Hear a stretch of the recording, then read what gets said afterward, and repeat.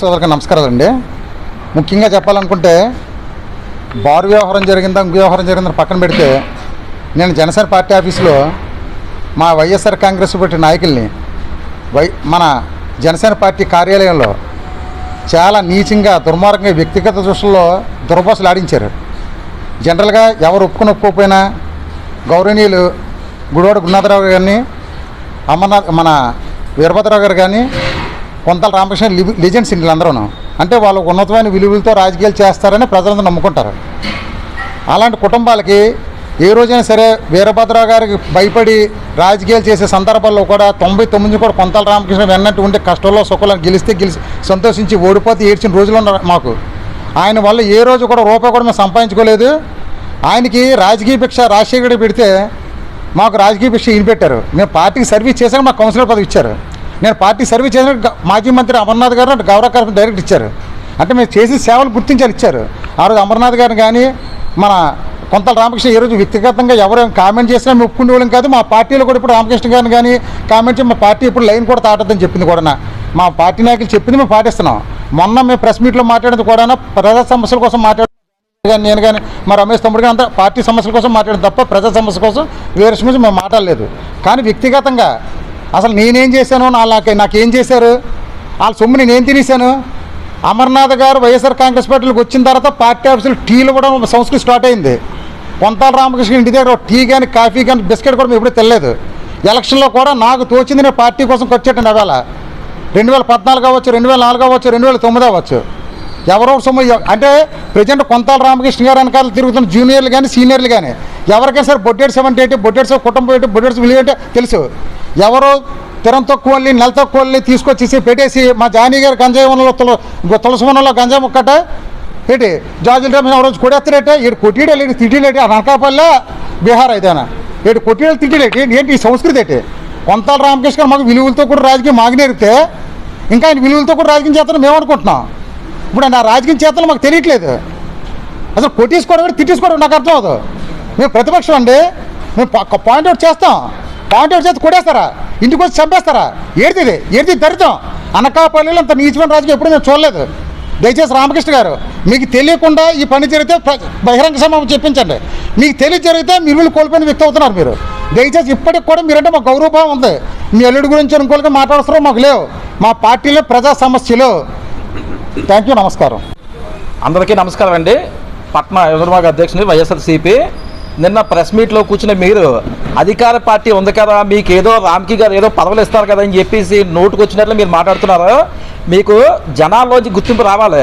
మీరు అమరగారి గురించి మాట్లాడినంత ఇది లేదు. ఎందువల్లంటే అమరగారితో మేము జర్నీ చేసాం 10 సంవత్సరాలు. ప్రతిపక్షంలో జర్నీ చేసాం, అధికార పక్షంలో జర్నీ చేసాం. కేవలం చేయించుకునే వాళ్ళు మన గవర్నపాల వాళ్ళు అమరగారి చేత చాలా పనులు చేయించుకున్నారు. ఈ రోజు రామకృష్ణ గారి గురించి మీరు మాట్లాడుతున్నారు. జానీ గారిని, రమేష్ గారిని తిడుతున్నారు. వాళ్ళు ప్రజల్లోంచి వచ్చిన వాళ్ళే, ప్రజల్లోంచి ఎన్నుకోబడిన వాళ్ళే. రామకృష్ణ గారు ప్రజల్లోంచి ఎన్నుకోబడిన వాళ్ళే. ప్రతిపక్షం నుంచి మా వాళ్ళు మాట్లాడుతున్నది మీరు జీర్ణించుకోలేకపోతున్నారు. ఎందుకంటే రామకృష్ణ గారిని మేము చిన్నప్పటి నుంచి చూస్తున్నాం. అతని గురించి మాకు తెలుసు. రామకృష్ణ గారిని ఏమనంటే అనకాపల్లి అలిగేసి వైజాగ్ వెళ్ళిపోతారు. అతను ప్రజలకు ఏ రోజు చేయలేదు. మీకేమైనా అమర గారు చేసింది, రామకృష్ణ గారు చేసింది మీకేమైనా తీసుకొస్తే తీసేదండి. ప్రెస్ మీట్లో కూర్చొని మనం చూసుకుందాం. ఎందువల్లంటే మేము అతను ఏమనో, ఎందువల్ల చిన్నప్పటి నుంచి అతనితో మేము కలిసి గవర్పల్లో కలిసి పెరిగాం కాబట్టి ఏమన్నా కలిగేసి వెళ్ళిపోతారు. అతను ఊళ్ళో కూడా ఉండరు. అతను కొంచెం మేమేందుకు అంటాం. ఎందువల్లంటే ప్రజలు ఎన్నుకున్నారు కాబట్టి 3.5 సంవత్సరాలు అతను మేము కాపాడుకోవాలి. ఇప్పుడు అనకాపల్లి అభివృద్ధి ఆగిపోద్ది. ఎందువల్ల ప్రతిపక్షంలో మేము ఉన్నాం కాబట్టి ప్రజలకు చేయవలసింది ప్రతిపక్షంగా అడిగాం మేము.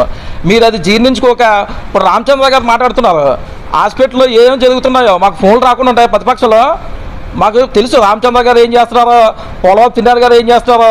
అధికారంలో మీరు ఏదో రామకి గారిని పొగిడితే ఏదో వస్తుంది, మీకు ఏదో పదవులు ఇస్తారో, మీరు చేసుకున్న దంతాలు మీరు చేసుకోండి. అంతేగాని ప్రతిపక్షం మీద మా ఏమైనా ఉన్నాయనుకోండి మీరు ప్రెస్ మీట్కి తీసుకురండి, మేము తీసుకొస్తాం. ప్రూఫులతో సహా మీకు చూపిస్తాం. జానీ గారు వాటిలో ఏం చేశారో, రామచంద్ర గారు ఏం చేశారో, పోలవ తిన్నారు గారు ఏం చేశారో మాకు అన్నీ తెలుసు.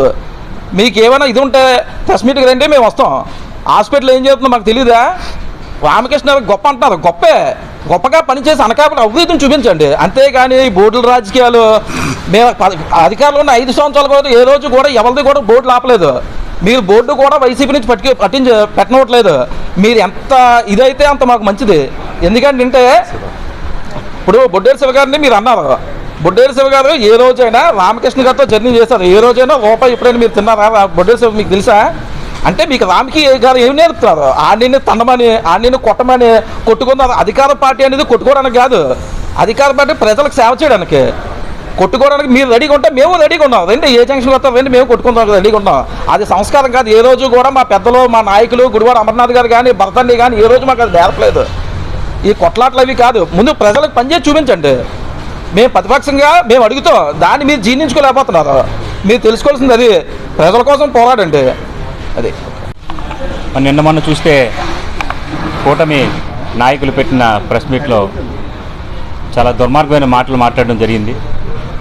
సబ్జెక్ట్ని డైవర్ట్ చేసే విధంగా వాళ్ళు మాట్లాడుతూ ఉన్నారు. యాక్చువల్గా రాయల్ బార్ అనే ఒక బోర్డు పెట్టి 5 రోజులు జరిగింది, 5 రోజులు అయింది. మరి దాన్ని ప్రశ్నిస్తూ మా సోదరులు రమేష్ గారు, మేము ఆ రోజు ధర్నా చేద్దామన్న అరగంట ముందు మీరు వెళ్ళి బోర్డు తీయించడం జరిగిందని అడిగారు. మరి 5 రోజుల నుంచి మీరు ఏం చేస్తున్నారు? మాకైతే దూరంగా ఉండొచ్చు, మీ ఇళ్ళ ముందున ఉంది కదా బోర్డు. మరి 5 రోజుల నుంచి మీరు దాని మీద మీరు చర్యలు తీసుకోలేదని ఒక విషయం అడిగారు. దాంట్లో తప్పే ఉందండి?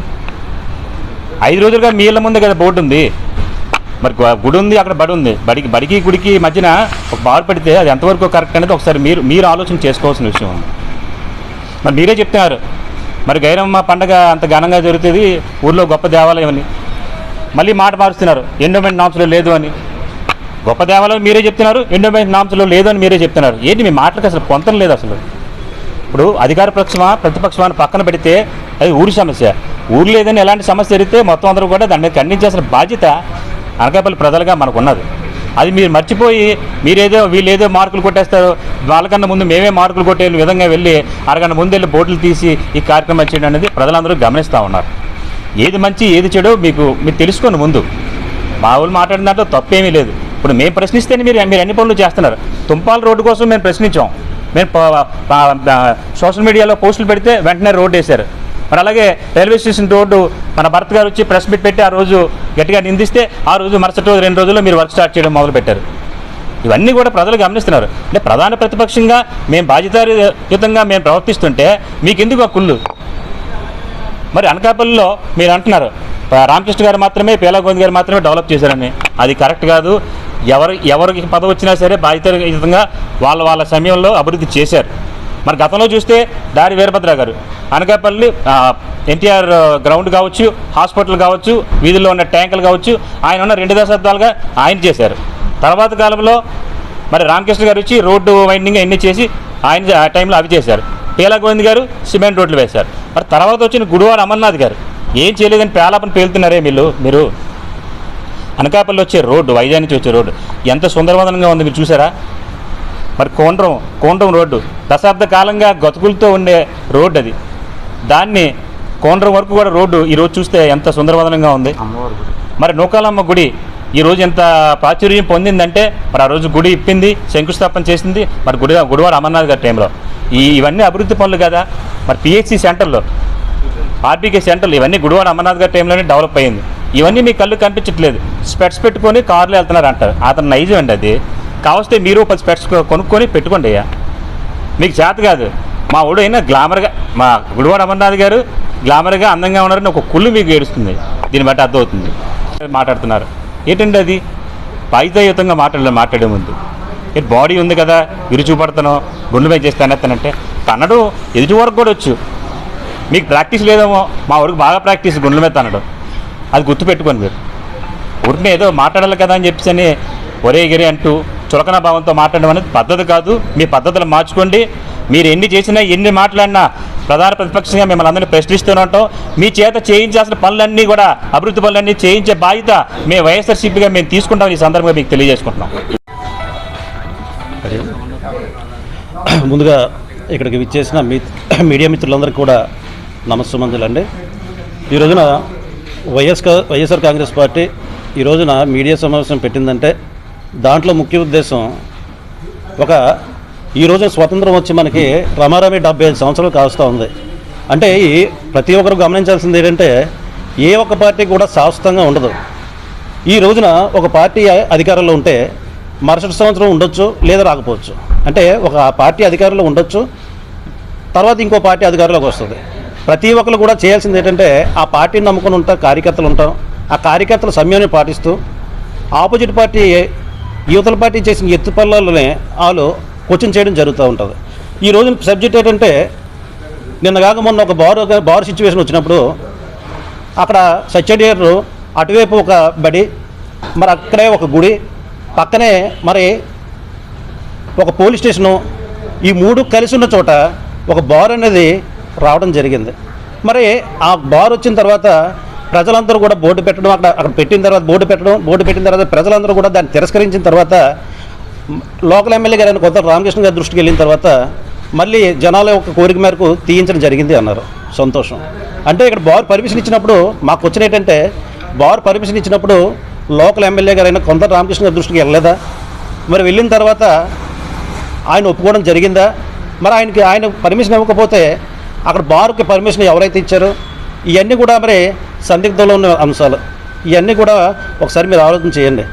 ఇకపోతే నెక్స్ట్ నిన్న కాక మొన్న ఈ విషయంలో ప్రశ్నించినప్పుడు మా బొడ్డేడు శివ గారు కానీ, అదే రమేష్ గారు కానీ, అదే ఇంకొక జానీ గారు కానీ ప్రెస్ మీట్లో మాట్లాడినప్పుడు ఆబ్వియస్లీ క్వశ్చన్ చేస్తారు.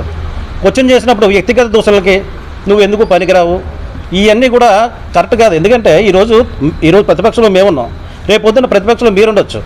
అందువల్ల ఈ రకమైన ధోరణి ఎవరికి కూడా మంచి పద్ధతి కాదని చెప్పి సభాముఖంగా తెలియజేసుకుంటున్నాం. ఈ రోజున బొడ్డేడు శివ గారి వ్యక్తి గత 20 సంవత్సరాలు గారు అదే రామకృష్ణ గారితో ట్రావెల్ చేసిన వ్యక్తి.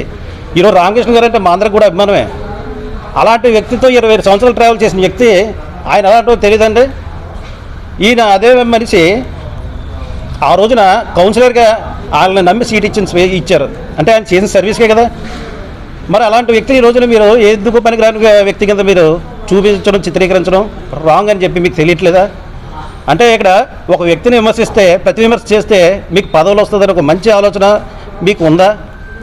ఇదే రకంగా చెప్పాలంటే జార్జ్ రమేష్ అనే వ్యక్తి అక్కడ లోకల్ పీపుల్ అందరూ కూడా ఎన్నుకోవడం లేదు. ఈరోజు అతను కార్పొరేటర్గా అయ్యాడు కదా. అంటే మిమ్మల్ని తిరస్కరించడం వల్ల ఆయన కార్పొరేటర్ కింద గెలిచిన వ్యక్తి. మరి అంతమంది ప్రజల మన్నన పొందిన వ్యక్తి ఈరోజు మీరు సింపుల్గా ఇది ఎందుకు పనికిరాదు, ఎందుకు ఎలాగని చెప్పి దుర్భాషలాడితే అది ఎంతవరకు కరెక్ట్ అని చెప్పి మీరు ఆలోచన చేయాలి. అదే రకంగా ఈరోజు జానీ గారు ఆయన కూడా అక్కడ కార్పొరేటర్ కింద గెలిచిన వ్యక్తి. అంటే ఎంతోమంది ఎన్నుకుంటే ఆయన కార్పొరేటర్ కింద గెలిచిన వ్యక్తి. మరి అటువంటి వ్యక్తిని కూడా ఈరోజు జనసేన పార్టీ అనకాపల్లి ఈరోజు వచ్చిన నాయకులు చాలా ఈజీగా అంటే ఇన్ని సంవత్సరాలు అనుభవం ఉన్న నాయకులు చాలా ఈజీగా ఈ వ్యక్తి మాట్లాడుతున్నారు. సో ఇది మంచి పద్ధతి కాదు. మీరు కూడా నాయకుల కింద ఎదగండి. మీ నాయకుడికి చెప్పిన ప్రకారం కాక అవతల వాడిని విమర్శిస్తే నాయకుడు అవడం, మీరు ఏదైనా మంచి కార్యక్రమాలు చేస్తే మీ నాయకుడి కింద ఎదగలరు తప్ప ఇలా ప్రతి విమర్శ చేస్తే అది కరెక్ట్ కాదని తెలియజేసుకుంటూ